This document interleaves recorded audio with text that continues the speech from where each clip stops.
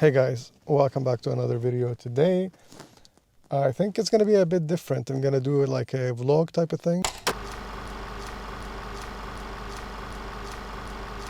I ordered something online and I accidentally shipped it to my old address, which means I have to drive to a different city to get it from a shipping point. And today I have a special black and white film with me that I've had for a while. I really want to try, but I couldn't because I couldn't find my trays. Why would I need trays? Well, because the film that I'm shooting today is Washi W. And Washi is a small company in France.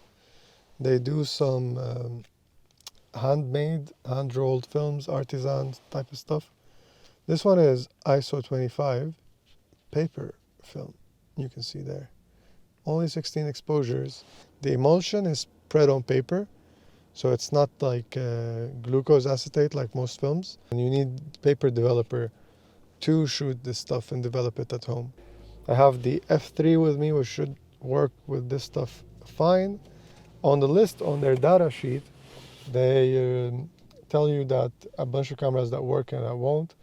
They say one of the FEs work, the Nikon FEs, so I thought the F3 is about the same. Should be no problem as well. We will find out.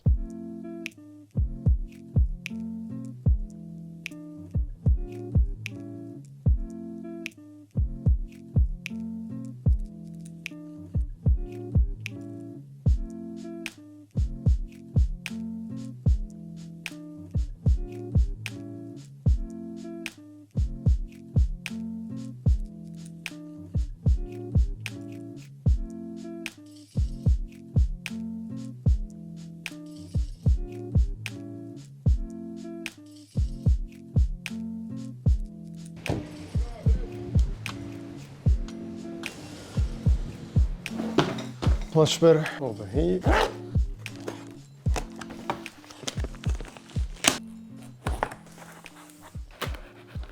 This is the worst knife I could have found.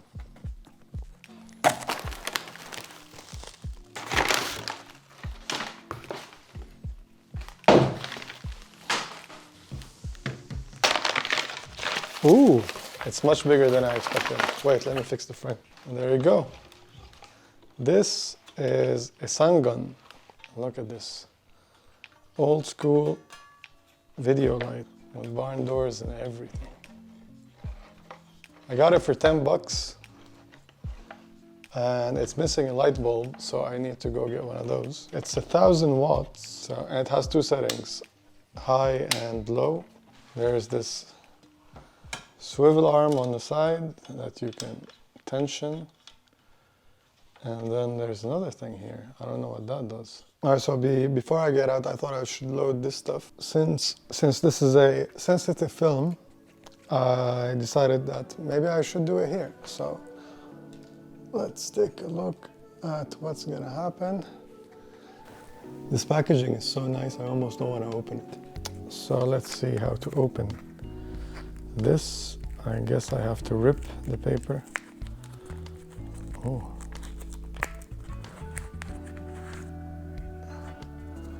Oh, nice. It comes with the data sheet wrapped around it. I did check the data sheet online, and I recommend you do if you are gonna, shoot a film like this. Most Washi films are special in the way you treat them. I think it's always a good idea to read the data sheet. I don't know if you can focus this close. If I put it over my face. Yeah. And look how weird this is. It's paper. It is made out of paper, yo. Look at it. Look, it's transparent. There are two ways of scanning this film. You can even print, but you can also scan it as a transparency or as a reflective surface. I didn't expect it to be this transparent though. It's pretty nice. All right, let's see how we're gonna load this into the F3. So there. And this F3 has a lock here. I have another one that the other one doesn't have that lock. Open it like so. and then go ahead and drop it down. And they say you have to do it very gently, so I'm gonna try my best to do it. Oh, this paper is so thin. All right, this falls in place. I'm gonna give myself some headroom. They do have, like this part of the paper is reinforced in a way, so it's not gonna rip over there.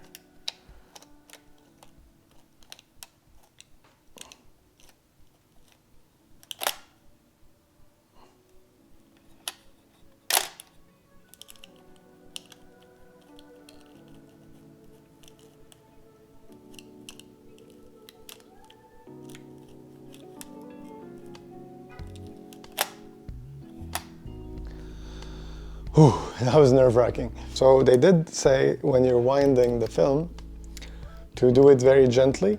But the thing is about the F3 is that it's quite aggressive, like the way that it winds. But I'll try to be as careful as I can. The other thing is that they said to expose this film. This film is rated at ISO 25 in best scenario, but they do say here, and I know for a fact that they said it on the website at least, if you're shooting in the sun, shoot it at ISO 25, and in the shadow at ISO 12. If you're developing with the Eucobrom, which I don't have, I have multi-grade Ilford paper developer, so I think it's more similar to the PQ Universal, which is diluted 1:9, and for that I have to expose at 6 in the sun, ISO 6, and 3 in the shadow. What I'm gonna do, ISO 6 for when it's shadow, and ISO 12 for when it's sun. So instead of going with one of those two options, I think I'm gonna mix and match the two. So yeah, ISO 12 in the sun, ISO 6 in the shadow. Develop in multi-grade in an open tray. I'll show you development as well. And that way I can see what I'm doing and I can see if I should stop development. And hopefully I don't mess this whole thing up. This film is more sensitive to blue light, less sensitive to green light, and not sensitive to red light. That's why you can develop in an open tray. So I still need to wind to the first frame. This camera will let me shoot before I hit number 1, but the shutter speed will be locked at 80. So I also set up, let me show you what I did here, because it doesn't go as low. So I set it to ISO 12 and I set to overexpose by 1 stop. That way I can get ISO 6 to meter internally on the camera. If I need to shoot in the sun, I will just zero this one out, and that way we will be exposing at ISO 12. With +1, it will be ISO 6. I thought that would be the simplest way to do it because I have this camera with me. I don't want to carry a light meter, and yeah, this way I can rely on the light meter inside of this one, which seems to be quite alright. I shot some Ektachrome with it and they came out pretty nice, so I'm gonna depend on it for this mission. Alright, let's go out and take some photos. Alright, so I made it outside. It's quite wet. I'm not sure if it's gonna rain again or not, hopefully not. It's very cloudy, but there are these breaks in the clouds. Alright, so I walked a little bit and I found this dome over there. I'm still below 0, so I'm gonna try to take a few frames. As I said, this one is stuck in 80th of a second.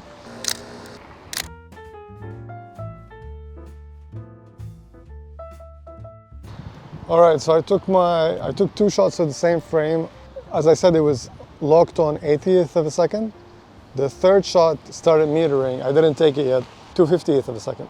So the previous 2 shots are overexposed by about 1.5 stop.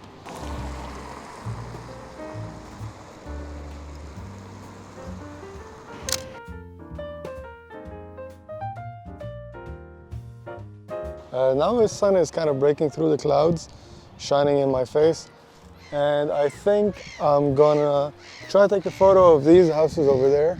I don't know if you can see them on the camera, let's see. So I like this architectural composition. Maybe it will be cool. I wonder if the red tops will be much darker than the rest of the image.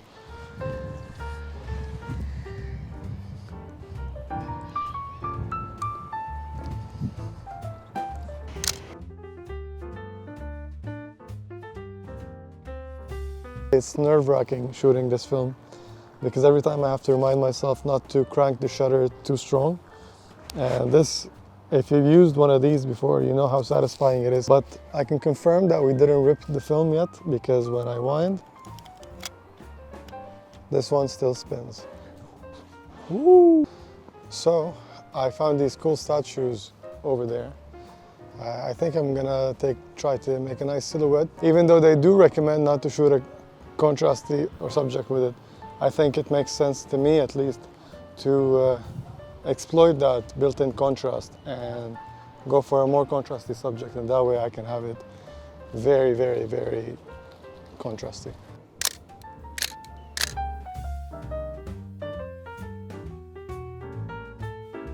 This 85 lens is beautiful. I wonder if I'm still recording. Yes, I am. Still metering at ISO 6, again, moment of truth. Still attached. So I don't know if I mentioned earlier, I'm right now in a town called Västerås, and it's a relatively small town. There's only one tall building in the whole city, and it's that one over there. I don't know if you can see it, that one. And since it's the only kind of skyscraper that exists in this place, they actually call it scraper.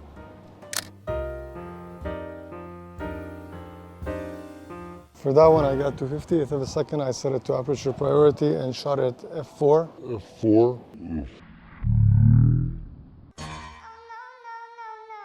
I just realized something. This lens it doesn't latch properly on the thing that tells the camera to change metering. And I usually change it by hand. So I have been underexposing half the roll. Very nice contrasty scene.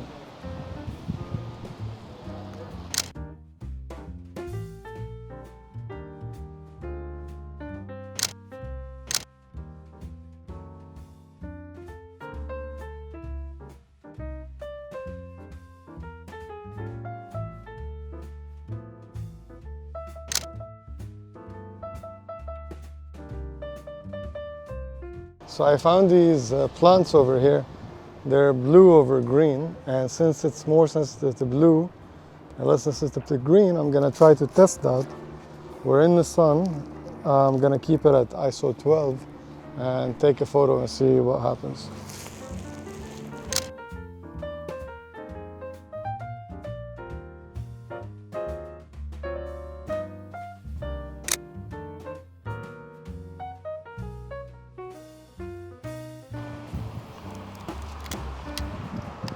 Still not ripped.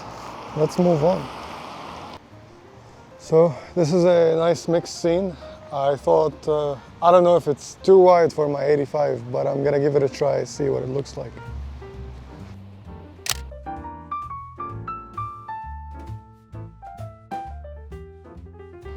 See that duck over there? I'm gonna try to chase it and take a photo.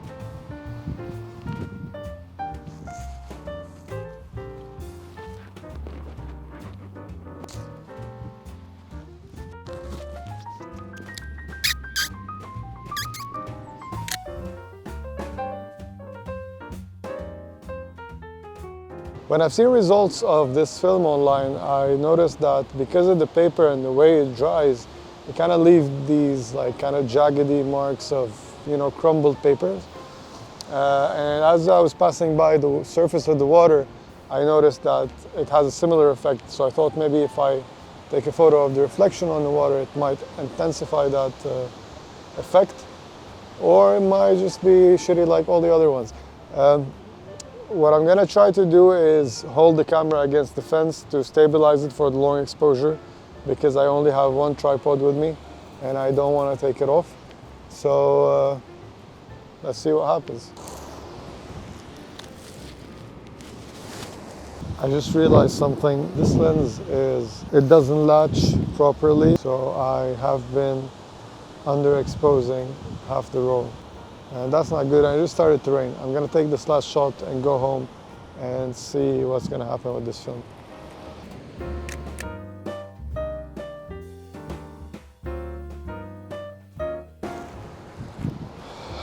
All right, I'm gonna try to wind it one more time, see what happens. Maybe we get one more shot.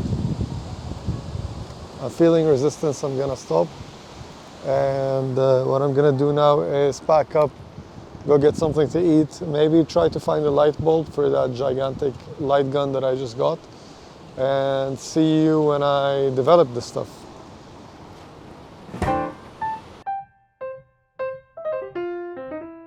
So I finally made it back home and I set up the trays with the help of Eva. She's behind the camera. We are now in the bathroom. Turn off all the lights outside so no light is gonna come in.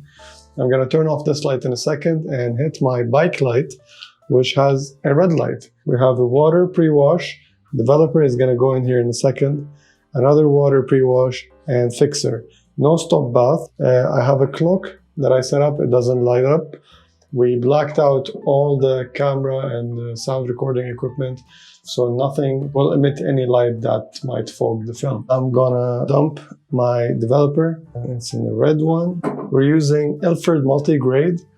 On the data sheet of the film, it doesn't recommend this particular developer, but it's the one that I have. I've seen somebody develop this. I will link it down below. It's a French video. They do have English subtitles. They use multi-grade. So I'm now gonna wind it back and I think we're good. So now I'm gonna turn off the lights. I'm gonna open the camera, even if it's not all the way back, it doesn't matter. I'm gonna be using my safe light.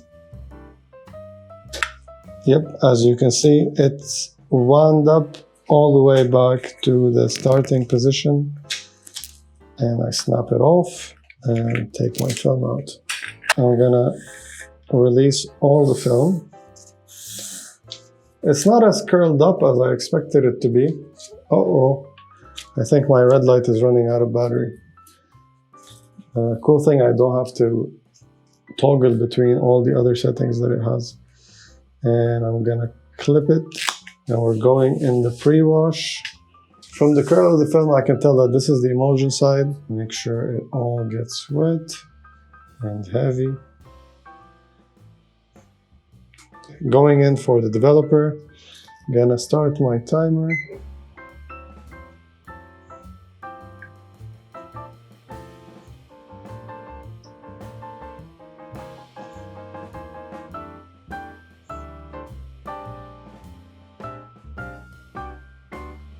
That's a whole lot of developer. I see images. Pictures are coming up. I see this part is being underdeveloped. So I'm gonna maybe give it an extra soak. That's the cool thing about doing it in open trays. I don't know if you guys are seeing those images. My safe light is turning off all the time. Although I can say it's working really good, this safe light. I'm beaming it directly on the paper and it's not fogging. You see those ones towards the end? That's after I changed aperture to f4. So I've been doing this for 3 minutes, which might be over. Give it a good wash. This film is so thin. I'm really happy that it's not breaking. But you know what's not working as well? Is the friggin' light. So we're going into our fixer. Oh, something weird is happening. What is that? Whoa. Look.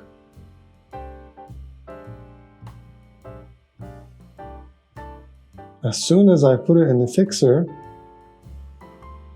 everything turned gray. Yeah, this is crazy. I kind of liked it more when it was white. You know, it felt more contrasty. Now it feels like there's a lot more detail in there in the form of heavy grain.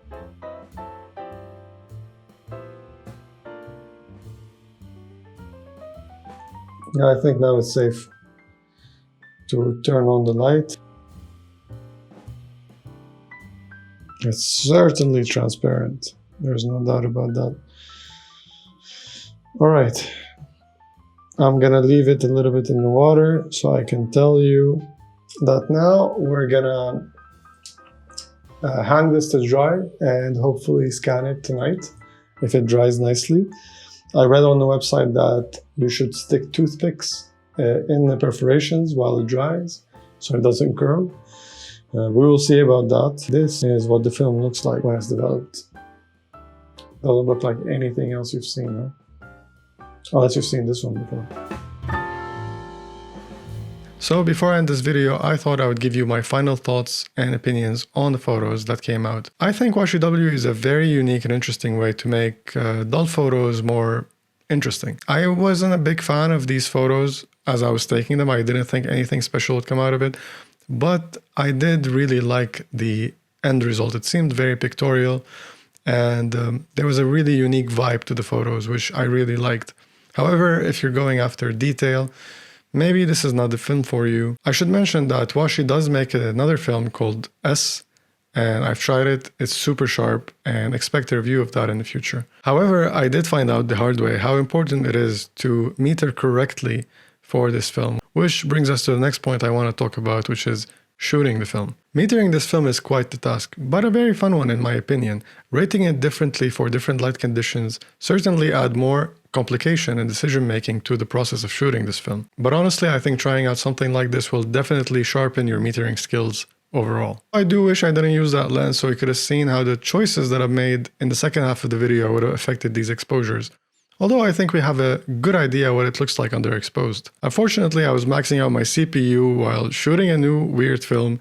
While filming a video about it, I completely forgot that that lens needed special treatment. So the fact that this film is made out of paper, of course, makes it more fragile than traditional film. However, I don't think there is any need to panic or shy away from trying it, because I found it to be sturdier than expected when I work with it in development. And speaking of that, let's talk about development. Developing this film is really fun and easy, especially if you already own some trays and paper developer. I purchased mine especially to develop this film. However, living in Sweden, I ended up finding a cheap and larger and buying it and using it before I find a chance on a sunny day to go out and shoot such a low ISO film. However, as you saw in the video, you don't necessarily need as much light if you have a fast lens. So after developing the film, I did find the emulsion side very sensitive to touch, so be very careful when you're inserting the toothpicks if you decide to do so, and that will help it dry more straight. However, even with doing so, I did find the film to be very wavy when it was fully dry. So I did keep it under some books with some weight on top, and I believe that that made it more flat and easier to scan. Another thing I noticed that the film must have shrunk when it dried fully, because the frames did not align with this Plus-Tech scanner film holder, which has these dividers that usually fall precisely between the frames. In this case, they did not. And I know it's not a spacing issue because usually the films that come out of that camera work just fine. And I think this is a good segue for our next point, scanning this film. As I mentioned earlier in the video, this film can be scanned both as a transparency and reflective. However, we only went for the transparency option because flatbeds are not really suited for 35mm film. However, maybe we'll give it a try in the future if we get our hand on some of the 120 version. So the first thing we tried was to use the Plus-Tech 8200 to scan this film using Silverfast, which actually works really well for 35mm film and is usually consistent between exposures. However, it wasn't in this case, and I think a part of that is due to the fact that I underexposed the film. So after I pulled all of my hair out, I went online and I purchased this wig, and then I went back to my Olympus EM1, which gives you beautiful 80MP files in high resolution mode. Putting the film on a light table makes it scan as a transparency. I know it might be an overkill in this case, but I like it and it works great. And then I tried to set up some lights and scan it as a reflective, but I was too tired at the end of the day and I decided to give up. So if you made it this far, we really hope you enjoyed the video. If you'd like to see more strange film reviews, let us know by hitting that like button. And of course, let us know in the comments if you hate the photos as much as I do. And if you're not subscribed yet, please subscribe so you see any updates. Other than that, I'll see you every Friday on the Constant Agitation podcast. Peace.